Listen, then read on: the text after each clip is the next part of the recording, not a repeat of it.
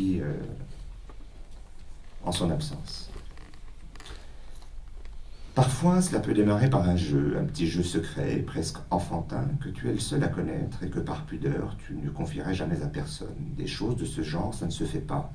Mais c'est un jeu, disons plutôt une plaisanterie avec soi-même ou avec les autres, les passants occasionnels, les clients occasionnels, car ce sont eux les compagnons de ton jeu, même s'ils ne le savent pas, parce qu'ils parlent. C'est un jeu facile, il ne coûte rien, il n'y a pas de règles, si ce n'est avec soi-même, ce qui le rend libre et attrayant, et il suffit de partir se balader, par exemple le dimanche. Le dimanche est un jour idéal avec tous ces couples qui s'ennuient et traînent dans les cafés, les petits groupes de vieux amis qui se racontent des histoires, les solitaires qui tiennent la jambe au serveur, certaines petites vieilles qui se plaignent et disent qu'à leur époque tout était différent et que le monde est devenu fou. Voilà, c'est comme ça. Une phrase suffit et toi, tu décides que c'est celle-là.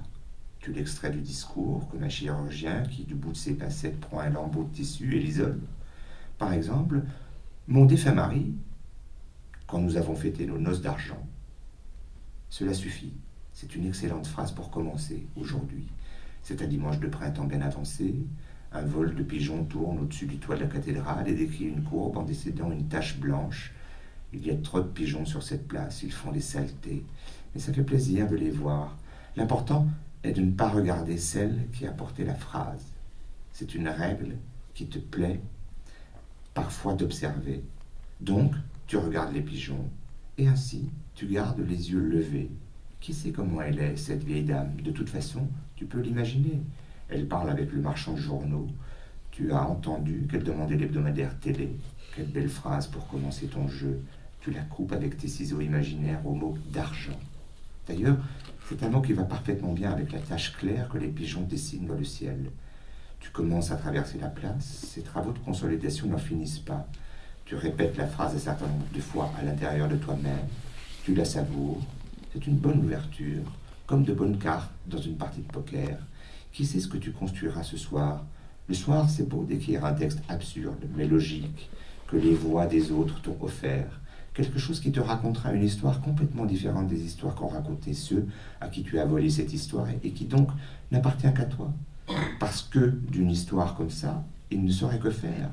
Ils ne la reconnaîtraient même pas. Chacun a fourni une petite tesselle, une petite pierre que toi tu as recueillie, choisie, mise à sa place, qui lui revenait, celle-là et pas une autre, pour former la mosaïque que tu regarderas ce soir avec des yeux avides, étonné de voir comment les choses se passent, comment un mot s'encastre dans un autre, un fait dans un autre, un détail dans un autre, jusqu'à créer une intrigue qui n'existait pas et qui maintenant existe, ton histoire.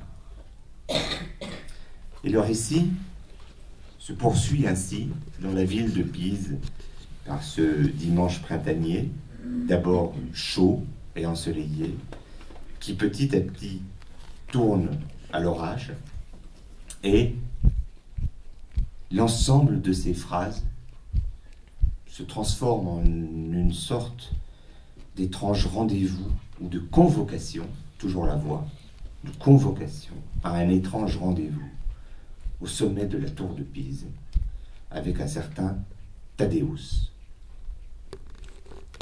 Alors, dans l'œuvre de Tabucchi, il y a des figures récurrentes qui sont un peu ces figures angéliques entre la mort et la vie, mais qui hantent, soit sous la forme du remords, soit sous la forme de la nostalgie, soit sous la forme plus complexe que la nostalgie, qui est celle de la saudade portugaise. Parce que la saudade est non seulement le regret de ce qui a été et qui n'est plus, mais c'est aussi, et tout autant, le regret de ce qui aurait pu être et n'a pas été. Tous les carrefours dans lesquels on a choisi une voie et dans le deuil de toutes les autres possibles. Il y a donc beaucoup de fantômes dans l'œuvre d'Antonio Tabucchi. Il y a ce Tadeusz dont on peut imaginer, quand on connaît l'auteur, qu'il est peut-être inspiré par un ami mort en mer et dont Antonio avait dû identifier le cadavre, et qui est un peu le fantôme obsessionnel, inquiétant, qui traverse toute l'œuvre. Et il y a aussi la figure féminine d'Isabelle, écrite en portugais, c'est-à-dire B-E-L à la fin. Et puis, il y a la figure du père qui est mort des mauvais traitements d'un chirurgien, ce qui a valu plusieurs procès à Tabouki, parce qu'il l'avait dit dans des récits.